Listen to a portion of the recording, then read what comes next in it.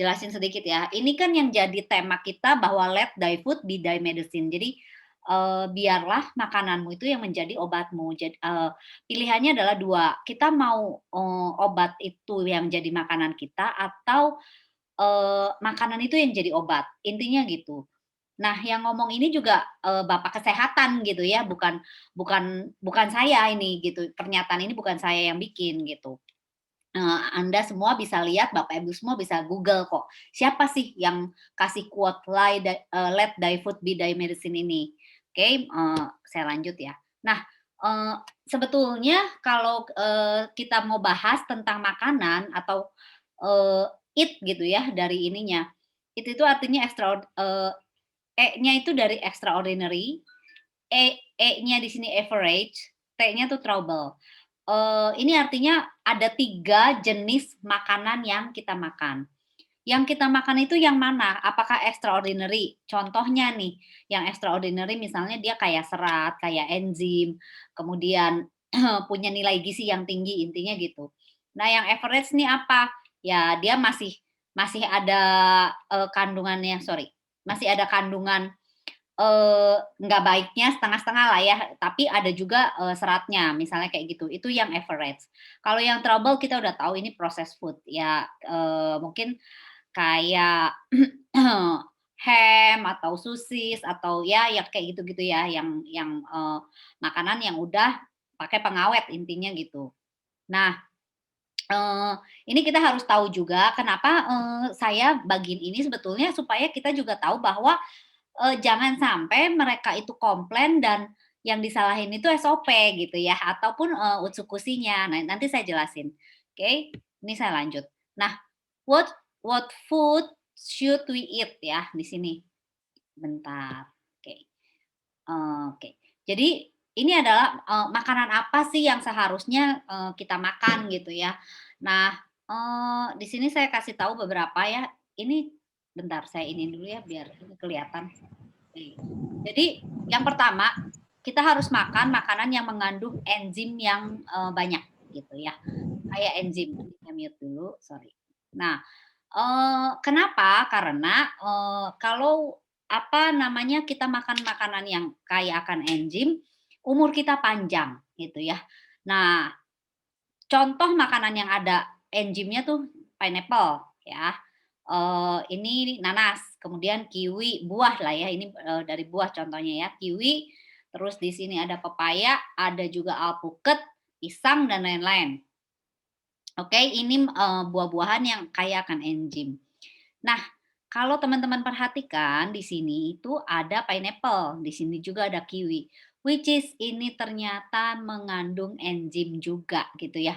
Sebetulnya teman-teman enzim itu ada di dalam makanan-makanan yang natural. Nah, Dokter Wijaya juga kemarin terangin kan, makanan yang, asli gitu tanpa, ini gitu, tanpa diapa-apain lah istilahnya gitu ya, bukan yang, dalam bentuk yang contoh ya saya sebut merek ya, minuman apel atau minuman jeruk. Nah, itu kan, udah ada tambahan gula dan lain-lain. Nah, lebih baik dari buahnya yang asli, kenapa? Karena ketika dikunyah sama, mulut kita itu ada enzim yang keluar, dan itu yang sebetulnya fungsinya, enzim itu juga apa namanya, bisa, memperbaiki usus intinya.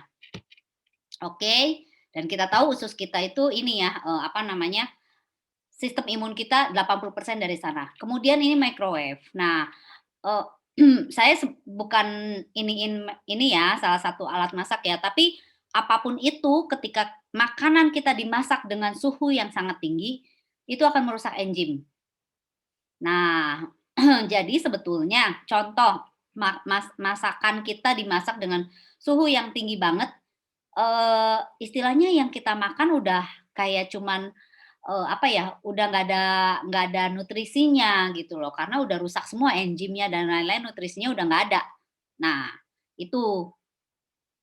Kemudian, kita ini saya saranin juga sih. Jadi coconut oil itu Bapak Ibu mungkin, agak ini ya, "Kok kenapa?" gitu, minum atau makan, virgin coconut oil. Ini, ternyata Bapak Ibu ya, virgin coconut oil itu mengandung lauric acid. Nah, lauric acid itu, bisa membantu untuk inflamasi. Nah, kalau Bapak Ibu, tahu bahwa inflamasi atau peradangan di dalam badan kita itu yang menyebabkan, bisa menimbulkan berbagai macam sakit sebetulnya. Nah, virgin coconut oil ini ternyata bagus banget. Nah, kalau teman-teman sempat denger ininya Tumdesem Waringin juga sempet dia waktu kemarin kena Covid itu, dia salah satunya konsumsi ini juga.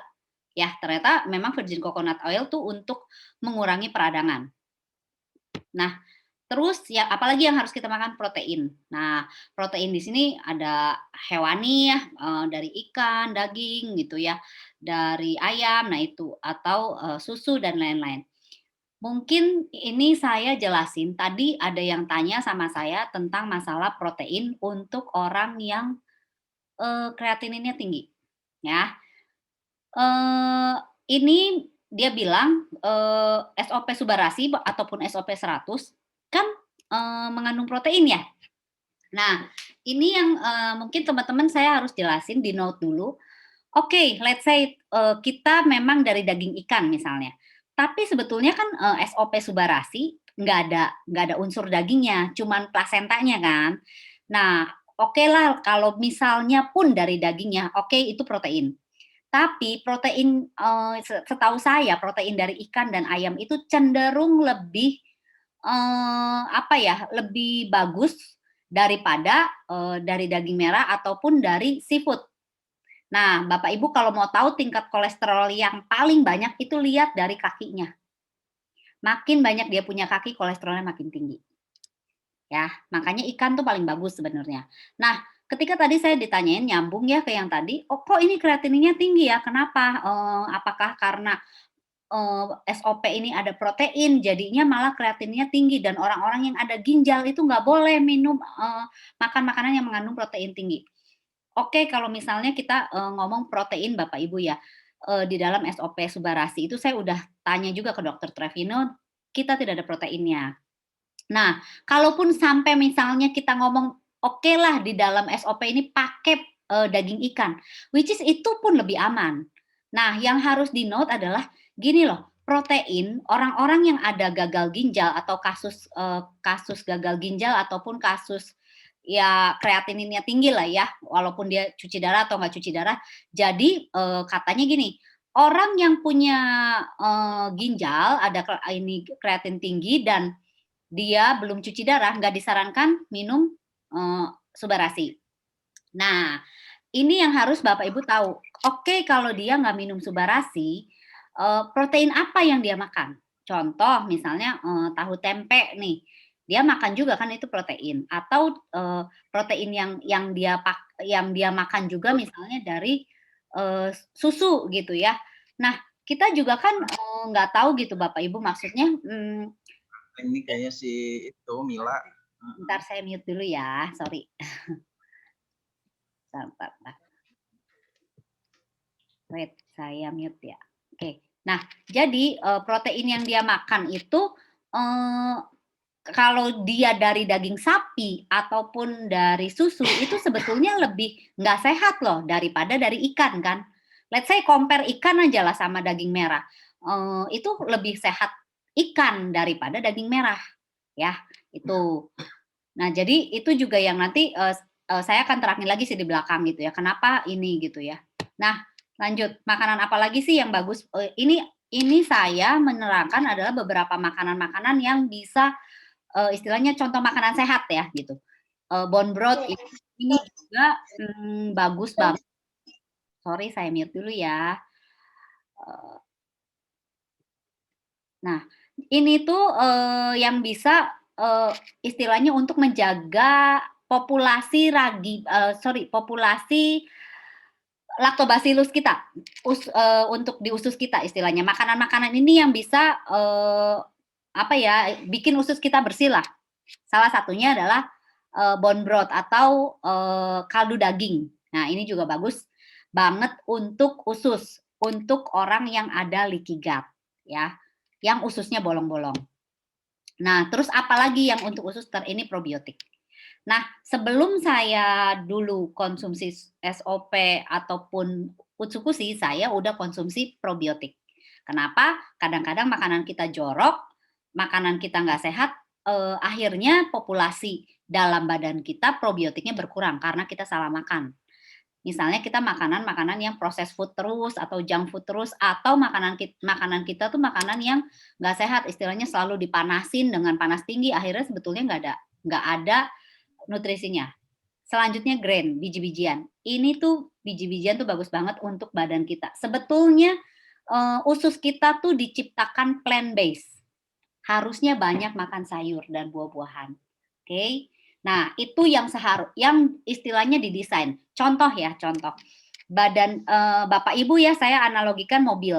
Mobil kita harusnya diisi pakai bahan bakar apa namanya?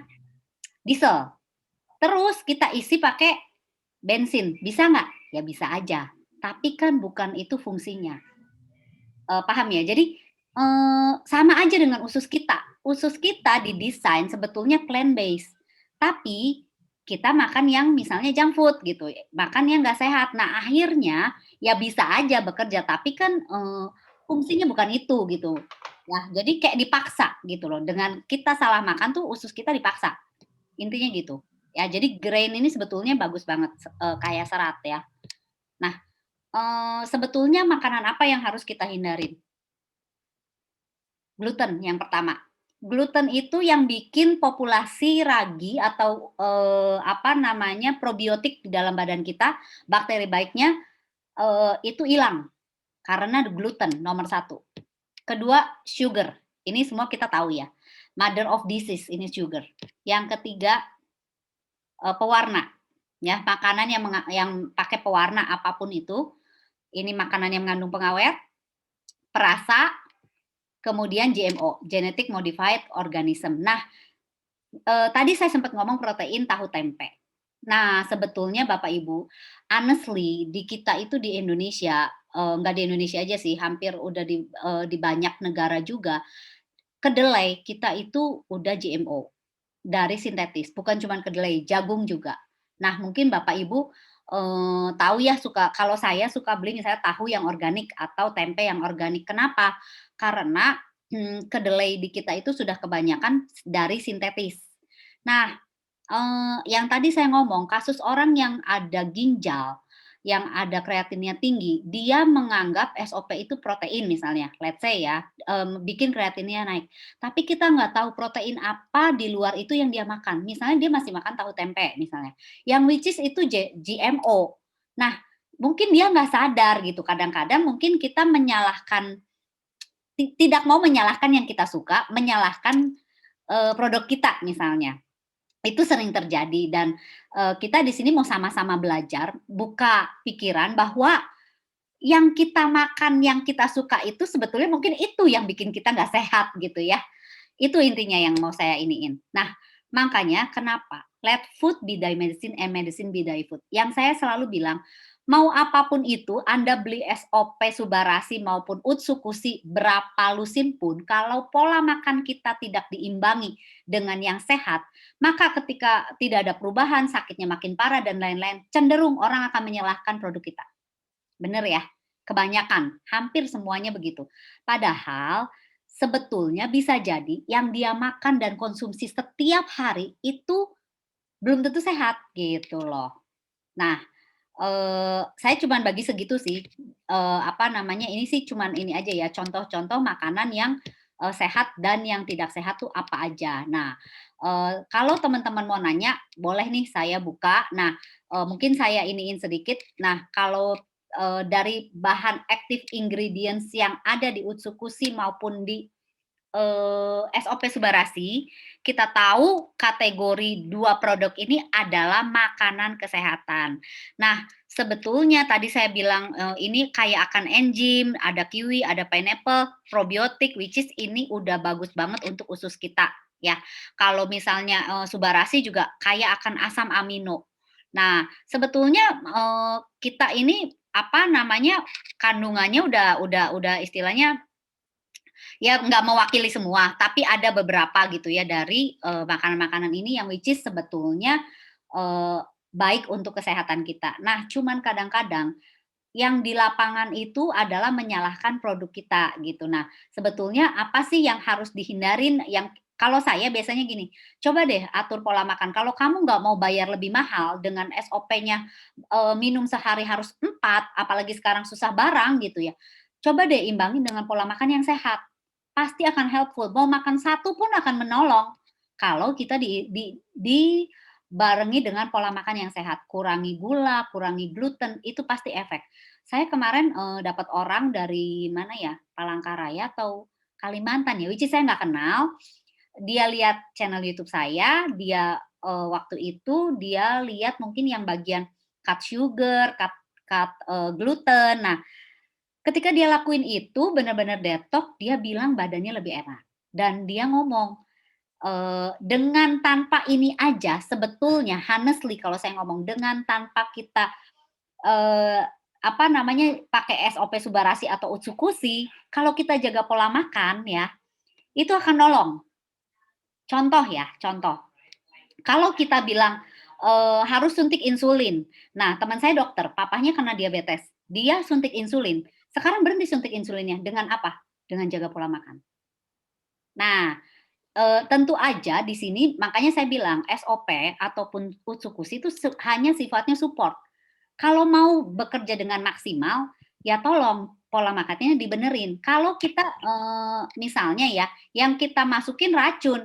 Nah, ketika, istilahnya ya, ketika kita makan, Subarasi nih ataupun Utsu nggak ada efek, iyalah nggak ada efek. Kita kan istilahnya yang yang yang yang jelek nih sama yang bagus, nggak ketemu terus gitu loh, tabrakan gitu. Karena, apa namanya, yang kita makan nggak bener, setiap harinya, SOP-nya makannya cuman, 3 miligram kan. Bapak Ibu harus tahu juga, SOP itu kandungannya, dalam satu saset itu 3,5 miligram kan, paling banyak SOP Subarasi 3,5 miligram.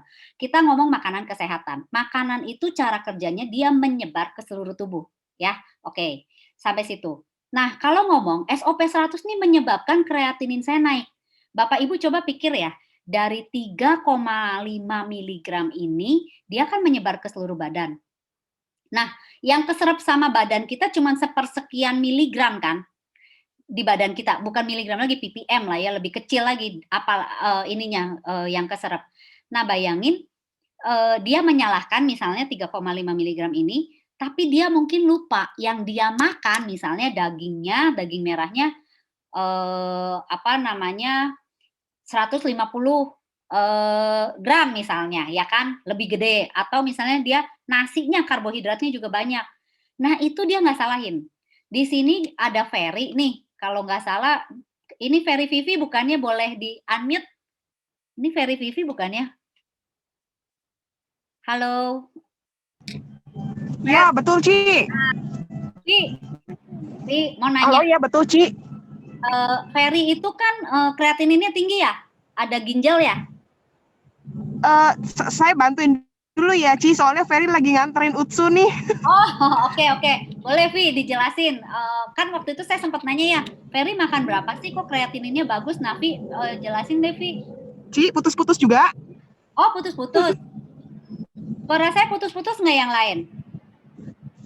Iya, kreatininnya waktu itu sempat tinggi ya. Ya. Minum berapa Vi SOP-nya? Iya. SOP, Gimana, Ci? SOP-nya, SOP 100-nya kamu minum berapa sih Ferry waktu itu? Kayaknya sorry nih teman-teman, kayaknya Vivi yang, ininya keputus ya, ininya kurang bagus. Ci, Ya. maaf di sini sinyalnya jelek loh. Iya iya, oke Vi, oke, nggak apa-apa. Sinyalnya jelek, Ci. Iya Lagi di luar soalnya ini, di mobil. Iya. Nggak apa-apa. Oke, saya jelasin sedikit ya. Jadi Ferry ini dia ada, kreatininnya tinggi, waktu itu dia minum Subarasi cuma satu. Terus saya ngomong, "Kok bisa kreatininnya turun, bagus?" Gitu kan, saya nanya minumnya cuma satu padahal, karena setahu saya mungkin untuk kasus, ginjal Ferry ini tidak cuci darah, ya. Nah, terus saya tanya, "Kok bisa cuman satu kreatininnya ini?" "Iya, Ci, karena saya jaga makan." Dia udah nggak makan karbo, dia udah nggak makan nasi. dia makannya sayur, banyak sayur, terus, protein juga, tertentu gitu. Dan itu efek sampai sekarang menurut si Vivi dan Ferry ini, eee, cenderung stabil. Nah, awalnya saya nawarin Vivi ini, dia nggak mau bisnisnya. Dia cuman pengen, "Ya yang penting saya sehat dulu, bisnis urusan belakang." Tapi ternyata, karena hasilnya itu cukup lumayan stabil, dengan minum satu, itu akhirnya Ferry dan Vivi ini akhirnya, ini istilahnya sekarang terjun untuk menjalankan bisnisnya. Awalnya dari itu dulu. Dari situ saya menarik kesimpulan teman-teman bahwa, bener-bener apa yang kita makan itu bisa menjadikan itu obat kita atau obat yang mau jadi makanan kita, itu matter banget. Nah, makanya, kalau kita ngomong makanan kesehatan dia bilang, "Oh saya udah jaga makan, saya udah saya pokoknya makannya bener kok," gitu ya. Nah, tapi mungkin, teman-teman oke, kalau makanya saya hari ini jelasin makanan apa sih sebenarnya yang sehat, ya itu tadi kan gitu, yang istilahnya bisa, nginiin usus kita gitu kan, memperbaiki usus kita yang bolong-bolong karena pola makan kita yang salah. Nah, kalau dia bilang udah jaga makan tapi enggak ini, kita harus tanya dulu, sampai sejauh mana, kamu jaga makannya. Ini saya sih bukan ahli medis di sini, tapi saya dapetin sumber ini adalah dari salah satu dokter teman saya, Dokter Prama, which is dia juga, bergerak di gizi. Satu lagi, dokter farmakologi, kalau Bapak Ibu tahu, Dokter Elizabeth Subrata. Nah, kedua dokter ini kebetulan, they have something in common dalam arti mereka adalah bukan dokter yang, tipenya tuh holistik, istilahnya natural, pakai yang natural bukan yang ke obat-obatan secara kimia. Nah, oleh sebab itu, saya bagiin di sini, apa sih yang menurutnya mereka, sehat tuh, makanan sehat tuh apa aja. Dan ini saya simpulkan tuh malam ini tuh ini, gitu. Jadi, emang apa namanya, istilahnya bahwa makanan kita harus jadi obat, itu benar. Jadi teman-teman kalau nanti di luar sana akhirnya kita menemukan lagi nih, kayak tadi nih kan, saya baru tadi itu kan yang kasus ginjal itu, "Ini gimana?" Nah, saya tanya, kita harus tanya balik, "Kamu makannya apa?" Misalnya kamu, makan protein enggak, kamu makan gula enggak, dan lain-lain gitu. Karena gula itu juga banyak banget teman-teman kadang-kadang mungkin kita kayaknya makannya keripiknya asin nih, keripik asin lah ya, tapi sebetulnya mungkin itu ada kandungan gulanya. Nah, yang mau saya jelasin juga ya bahwa ketika kita, makan gitu ya sesuatu gitu, asin, garam itu kan natrium ya. Terus sebetulnya yang kita butuhkan itu natrium dengan kalium. Nah, kalium itu cuma ada di sayur dan buah-buahan. Nah, ketika natriumnya terlalu tinggi, itu yang akan menyebabkan hipertensi. Cara untuk netralinnya ya banyakin kalium, banyakin sayur, banyakin buah. Nah, kadang-kadang, ya kita mungkin, udah makan mungkin banyak asin atau banyak gula, kita kurang di sayur dan buahnya, gitu. Jadi, ya itu ya teman-teman, jadi kita jangan sampai istilahnya mendengar itu, wah ini ya bikin kreatinin naik atau bikin ini naik, kita sebetulnya sama-sama ngomong aja deh, oke kalau ngomong daging ikan aja, daging ikan sama daging, merah nih lebih bagus mana? Tanya aja sama dokter, lebih bagus tuh ikan. Ikan juga yang paling bagus tuh ikan laut ya, yang bersisik gitu kan. Jadi kayak gitu. Nah, terus kalau misalnya, oke saya nggak makan, saya udah ini kok, ternyata dia makan makanannya yang tiap hari deep deep fried, makanan yang, digoreng digoreng gitu atau panas tinggi. Nah, makanan panas tinggi itu yang merusak enzim kita kan gitu. Ya sama aja bohong gitu kan. Jadi sebetulnya makanan ini banyak banget teman-teman. Jadi nanti kalau saya jelasin, terlalu banyak nanti terlalu pusing, emang jadi kadang-kadang kayak saya sendiri gini, jadi kita makan apa dong gitu ya. Memang kita itu hidup sekarang nih udah terlalu banyak oksidasi, makanan kita udah terlalu banyak, eee genetic modified organism-nya gitu. Tapi ya itulah, orang-orang betul kata Ci Joyce, menyalahkan produk kita, tapi dia tidak menyalahkan apa yang mereka suka. Bener ya? Saya aja nih gitu ya, udahlah gitu saya suka pedes, saya asam lambung, saya asam lambung kok saya makin sakit ya, padahal ternyata saya minum kopi teman-teman gitu. Tapi saya nyalain SOP, "Oh kenapa ya SOP, bikin saya makin sakit?" Padahal ini mulai nakal gitu, misalnya saya minum kopi udah sehari 2. Nah, sebetulnya kalau kita mau ngomong nih jujur-jujuran ya, mana sih yang nyebabin asam lambung? Kopi atau, apa namanya, ininya gitu kan, SOP-nya. Karena sebetulnya badan kita itu, butuh pH yang cukup gitu kan istilahnya. Nah, makanan-makanan yang mengandung pH yang baik itu ada di buah dan sayuran, gitu. Jadi sebetulnya, kalau badan kita terlalu asam, itu yang nyebabin badan kita banyak inflamasi, banyak peradangan yang akhirnya menimbulkan macam-macam sakit, itu sih. Mungkin dari saya itu aja, teman-teman kalau ada yang mau tanya boleh, mungkin saya tambahin sedikit ya dari, kasus yang untuk pertanyaan misalnya, eee, oke, iya, apa namanya, untuk yang kasus, kemoterapi aja saya dengar dari salah satu dokter, ternyata untuk kemoterapi, dengan kasus misalnya ya, si A dan si B, dia kena kanker getah bening, let's say ya, tipe kanker getah bening stadium 2. Si B juga kanker getah bening stadium 2. Sama nih, jenisnya sama, stadiumnya sama, tapi bisa dosis kemoterapinya berbeda. Dia bilang, sekalipun kanker dengan jenis yang sama, stadium yang sama, dosis kemoterapi itu berbeda, tergantung apa yang dia makan. Ini dokter yang ngomong. Jadi sama halnya dengan, kalau kita ngomong makanan kesehatan. Ini kan yang kita jual, let's say kita ngomong makanan kesehatan ya. Utsukushi dan SOP ini makanan kesehatan. Dosisnya berapa? Tiap orang bisa berbeda. Yang tadi saya bilang, kalau kamu mau lebih murah, coba jaga makanan kamu, pasti efek.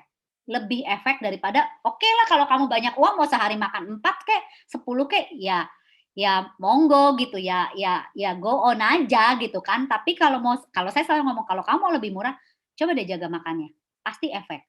Nah, ini pun kejadian kenapa saya angkat terus ini yang si Ferry Vivi, karena saya dengar sendiri dia cuma makan satu, padahal setahu saya untuk kasus ada ginjal kreatinin tinggi, walaupun belum cuci darah ya, minimal 2 loh. Karena kan Jepangnya bilang minimal 2, kok dia minum satu bisa ada perubahan makanannya, ya. Itu sih. Jadi, teman-teman semoga ini jelas.